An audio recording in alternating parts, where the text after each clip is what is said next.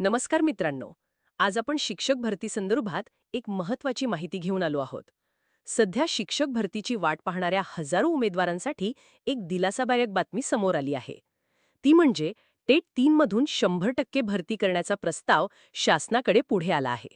यासोबतच पवित्र पोर्टलमध्येही काही महत्त्वाचे बदल होण्याची शक्यता वर्तवली जात आहे. या सर्व घडामोडींचा सविस्तर आढावा आपण या व्हिडिओमध्ये घेणार आहोत. सर्वप्रथम आपण समजून घेऊया की टेट म्हणजे काय. टेट म्हणजे teacher aptitude and intelligence test. ही परीक्षा महाराष्ट्र सरकारकडून शिक्षक भरतीसाठी घेतली जाते. याआधी टेट परीक्षा होती, मात्र आता शिक्षकांची गुणवत्ता तपासण्यासाठी टेट ही परीक्षा घेण्यात येते. आत्तापर्यंत 2 वेळा ही परीक्षा घेण्यात आली असून नुकतीच टेट 3 परीक्षा पार पडली आहे. हजारो उमेदवारांनी या परीक्षेत भाग घेतला आहे. सध्या शिक्षण विभागाकडे मोठ्या प्रमाणात रिक्त जागा आहेत.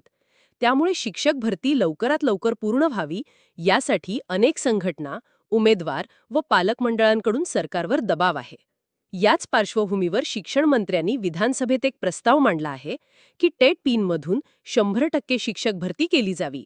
म्हणजेच इतर कोणतीही पात्रता परीक्षा न पाहता फक्त टेट 3 पास उमेदवारांमधूनच भरती प्रक्रिया राबवावी. यासोबतच एक मोठी मागणी म्हणजे पवित्र पोर्टलमध्ये सुधारणा करण्याची. सध्या शिक्षक भरतीसाठी पवित्र पोर्टलचा उपयोग होतो, पण अनेक उमेदवारांनी यामध्ये त्रुटी असल्याचं निदर्शनास आणून दिलं आहे. यामध्ये नोंदणी करताना अडचणी, अर्ज प्रक्रिया अर्धवट थांबणं, तसेच पात्रता दर्शवणाऱ्या अचूक माहितीसाठी योग्य सुविधा नसणं, या सर्व कारणांमुळे उमेदवार त्रस्त झाले आहेत. त्यामुळे सरकारकडे पवित्र पोर्टलमध्ये बदल करण्याची जोरदार मागणी करण्यात आली आहे.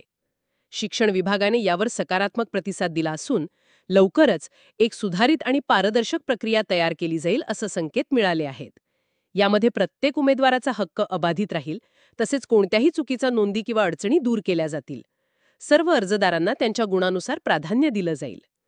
टेट 3 मध्ये भरतीसाठी होणारे बदल पुढीलप्रमाणे असू शकतात.